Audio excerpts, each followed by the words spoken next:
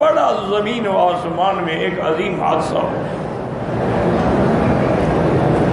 اور جیسے اللہ نے ہمیں انفرادی موت کا علم نہیں دیا کہ ہم پر موت کب آئے گی، یہ کوئی نہیں جانتا،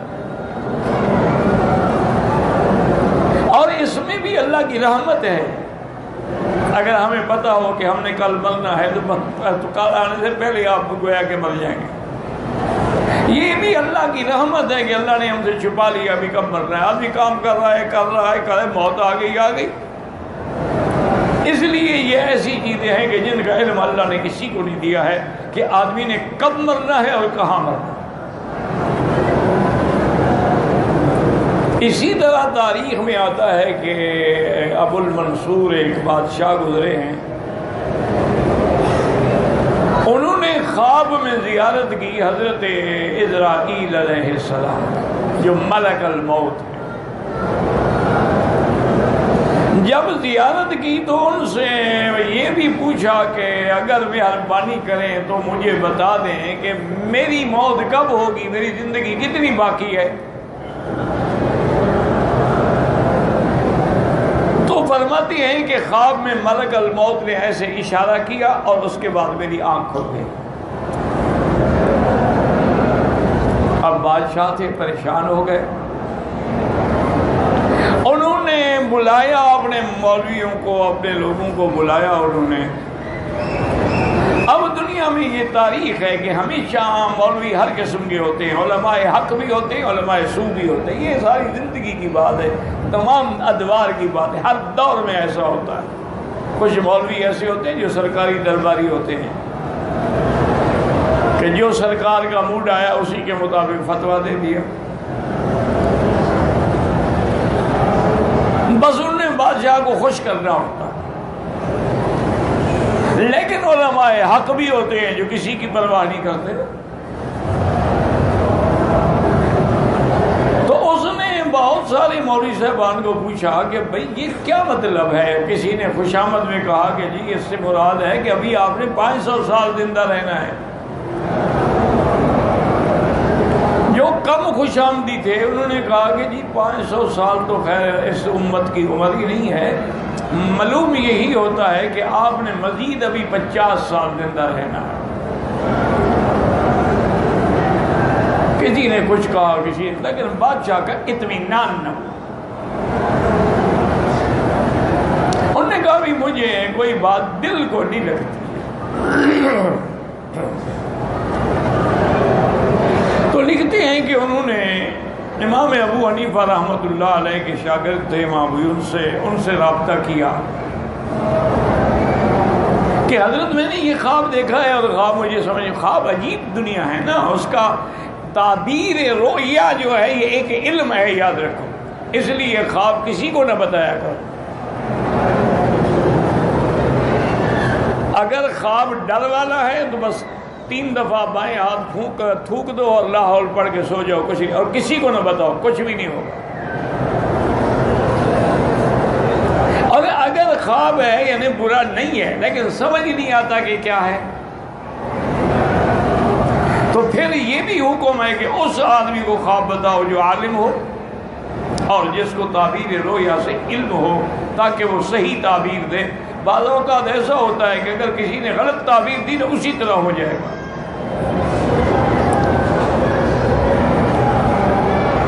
باقاعدہ یہ حدیث میں موجود ہے کہ الرؤیا علی رجل طائر، خواب ایسے ہوتا ہے کہ جیسے پرندے کے پاؤں پہ کوئی دانہ رکھا ہو، اڑے گا تو وہ گر جائے گا۔ تو اس لیے اگر کسی غلط آدمی کو بتائیں گے تو وہ غلط تعبیر دے گا، تو کبھی ہو سکتا ہے کہ ایسے ہو جائے۔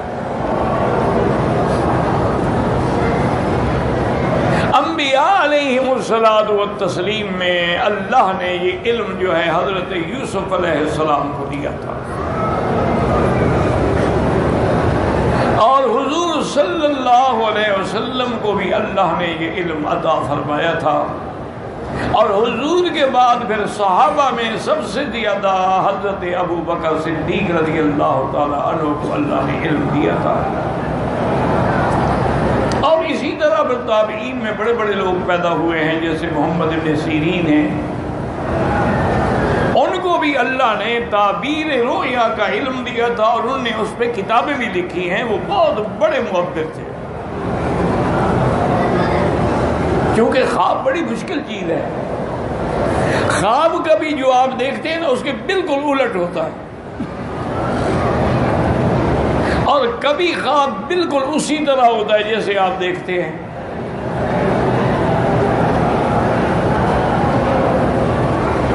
اور یہ بھی مسئلہ یاد رکھیں کہ ہر بندے کا خواب غلط ہو سکتا ہے. اللہ کے انبیاء اور رسولوں کا خواب کبھی غلط نہیں ہوتا، وہ وحی ہوتا. اگر پیغمبر خواب دیکھے تو خواب نہیں، وحی ہے.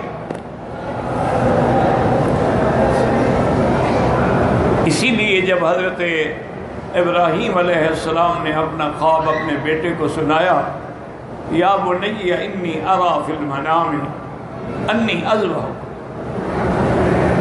بیٹے مجھے خواب میں دکھلایا گیا ہے کہ میں تمہیں ذبح کر رہا ہوں، فانظر ماذا ترى، تم بھی غور کر کے جواب دو کہ اب تمہارا کیا منشا ہے.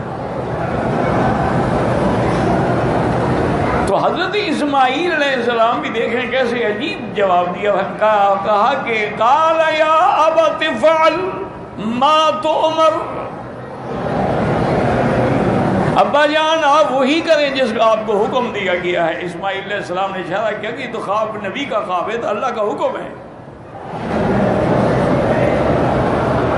باقی ذبح ہونا آسان نہیں ہوتا. ستجدنی انشاء اللہ من الصابرین، آپ مجھے صبر کرنے والوں میں پائیں گے. تو اب خواب تو یہ دیکھا، لیکن حضرت اسماعیل ذبح تو نہیں ہوئے نا. اللہ نے ان کے بدلے میں جنت سے مینڈا بھیجا، وہ ذبح ہو گیا، اسماعیل کو بچا لیا. تو خواب کبھی ایسے یعنی جو دیکھو اس کے الٹ ہوتا ہے. اور وہ قربانی اللہ کو ایسی پسند آئی اور ایسی قبول ہوئی کہ قیامت تک ہر مسلمان قربانی کر رہا. سنت ابیکم ابراہیم، تمہارے ابا ابراہیم کی سنت.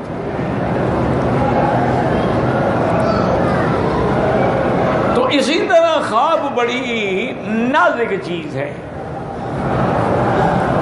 اور یاد رکھیں کہ خواب جو ہیں اس کے بھی قسمیں ہوتی ہیں. بعض خواب جو ہیں وہ تو احلام ہوتے ہیں. کیا معنی؟ سارا دن جس کام میں لگے رہے وہی رات کو بھی اسی کے خیالات میں کھو گیا.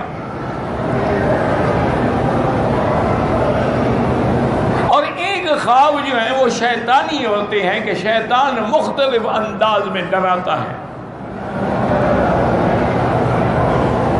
کیونکہ شیطان جو ہے نا یہ کئی قسم ہوتے ہیں. کبھی ہوا کی شکل میں ہوتے ہیں، کبھی سانپوں کی شکل میں ہوتے ہیں، کبھی انسانوں کی شکل میں ہوتے ہیں، اور ایک خواب ہوتے ہیں رحمانی جو اللہ کی طرف سے دل میں ڈالے جاتے ہیں. تو اس لیے محدثین نے اور علماء نے لکھا ہے کہ اگر آدمی باوضو سوئے، بستر بھی پاک ہو، خود بھی وضو کے ساتھ سوئے، اور صبح صادق کے وقت میں جو خواب دیکھے وہ تقریباً سچا ہوتا ہے، کیونکہ وہ رحمت کی گھڑی کا وقت ہے. اس وقت جو خواب دیکھے وہ تقریباً یعنی سچا ہو. محمد ابن سیرین رحمت اللہ علیہ کی خدمت میں ایک آدمی آیا. اس نے کہا حضرت میں نے خواب دیکھا ہے کہ میرے چارپائی کے نیچے ایک بہت بڑا لگن ہے اور اس میں آگ کے انگارے جو ہیں ایسے دہک رہے ہیں.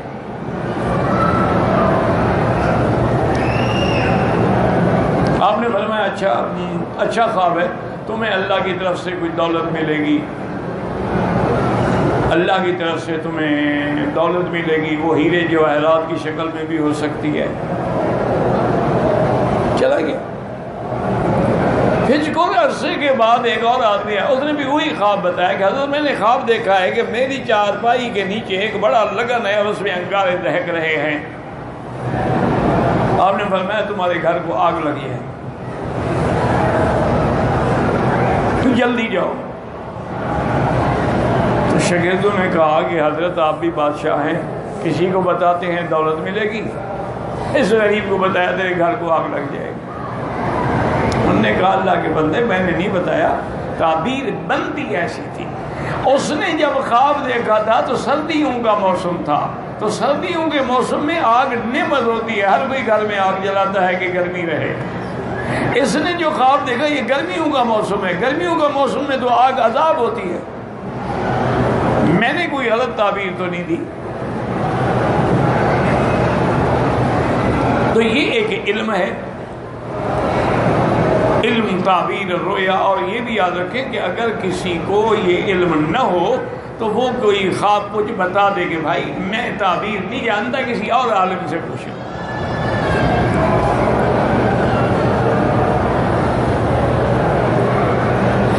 اسی طرح حضور صلی اللہ علیہ وسلم کو خواب پسند بھی بہت تھے، چونکہ آپ کی پیدائش کا تعلق بھی تو ایک خواب سے ہے نا۔ آپ نے فرمایا کہ رؤیا امی التی رات، میں اپنی ماں کا وہ خواب ہوں جو انہوں نے دیکھا تھا۔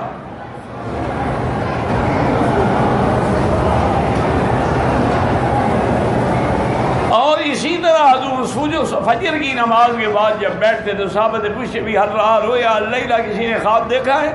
جس نے دیکھا وہ آگے آ جائیں۔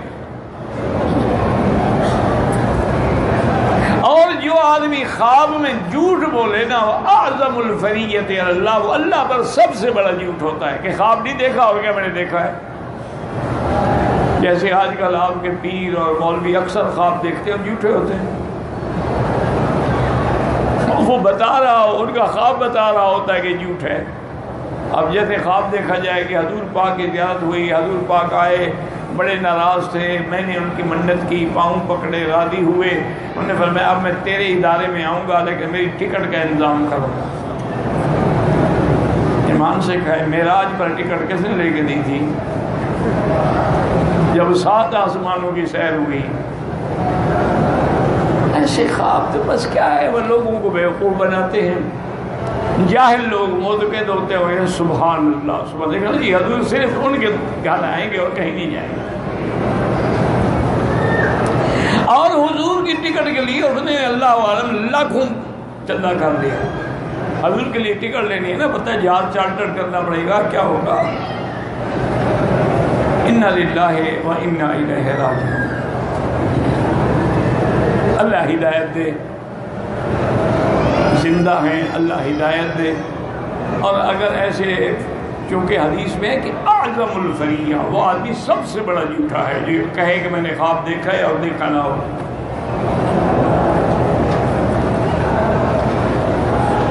اسی طرح سیدہ عائشہ صدیقہ رضی اللہ عنہا نے بھی خواب دیکھا اور اپنے ابے کی خدمت میں عرض کیا کہ ابا جان میں نے آج رات بڑا عجیب خواب دیکھا ہے کہ آسمان کا چاند اترا اور میرے حجرے میں آ کے غائب ہو گیا، پھر دوسرا چاند اترا میرے حجرے میں غائب ہو گیا، پھر تیسرا چاند اترا میرے حجرے میں غائب ہو گیا۔ سیدنا ابی بکر رضی اللہ عنہ بالکل خاموش ہو کے چپ کر کے گھر سے چلے۔ بی بی عائشہ فرماتی ہے حالانکہ یہ آپ کی عادت مبارک نہیں تھی، آپ تعبیر دے دیتے تھے لیکن آپ نے کوئی تعبیر نہیں دی، میں بھی ڈر کے خاموش ہو گئی۔ تو سیدہ فرماتی ہیں کہ جب دفن رسول اللہ صلی اللہ علیہ وسلم فی حجرتی، جب سب سے پہلے سرکار دو جہاں کی وفات ہوئی اور میرے حجرے میں حضور کی قبر مبارک بنی اور آپ دفن ہوئے، تو ابا روتے ہوئے آئے اور کہا کہ عائشہ ھذا اول قمر من اقمارک، آج پہلا چاند تیرے گھر میں آ گیا۔ پھر حضرت ابو بکر بھی وہیں دفن ہوئے، حضرت عمر بھی وہیں دفن ہوئے، تو تینوں چاند جو تھے جمع ہو گئے۔ تو سیدہ عائشہ کا خواب بھی تو کوئی ایسا نہیں ہوتا، وہ بھی تو صدیقہ ہے نا، بنت صدیق ہے۔ تو اب جناب بادشاہ نے بلایا کہ حضرت میں نے یہ خواب دیکھا ہے، کہ میں نے اسرائیل علیہ السلام، انہوں نے کہا میں ملک الموت ہوں، میں نے کہا یار ملک الموت ہو تو تمہارے پاس ریکارڈ ہوگا نا، میری کتنی زندگی باقی ہے؟ وہ اشارہ کر کے چلے گئے. انہوں نے کہا حضرت تم نے ٹھیک کیا ہے. انہوں نے بتلایا کہ خمس لا يعلمهن الا اللہ. حضور کی حدیث ہے کہ یہ 5 چیزیں ہیں جن کا علم اللہ کے سوا کسی کو نہیں. ان اللہ عنده علم الساعة وينزل الغيث ويعلم ما في الأرحام وما تدري نفس ماذا تكسب غدا وما تدري نفس بأي أرض تموت. اللہ نے فرمایا یہ 5 چیزیں ہیں قیامت کا علم اللہ کو ہے کہ کب ہوگی، کس تاریخ کو ہوگی، اور اسی طرح جو بارشیں اترتی ہیں ان کا علم بھی اللہ کو ہے، اور جو ارحام میں، جو رحم میں انسان ہے، جن ہے، حیوان ہے، ان کے ارحام میں جو کچھ ہے، وہ بچہ ہے، بچی ہے، ذکر ہے، انثى ہے، وہ بھی اللہ کے سوا کوئی نہیں جانتا. وما تدری نفس ماذا تکسب غدا، اور کوئی نہیں جانتا کہ میں کل کیا کروں گا. وما تدری نفس بأي أرض تموت، اور کوئی نہیں جانتا کہ میری موت کس زمین پہ آئے گی. تم فرشتے نے تو اشارہ کیا ہے کہ بادشاہ سلامت یہ 5 چیزوں کا علم کسی کو ہے نہیں. جب علم نہیں ہے تو میں آپ کو کیسے بتاؤں؟ تو بہرحال یہ ہے کہ علم رویا جو ہے یہ بڑی عجیب سی بات ہے. اس کو اللہ تبارک و تعالیٰ کی طرف سے اگر رحمانی خواب ہو اور صحیح تعبیر مل جائے تو الحمدللہ اسی طرح ہو.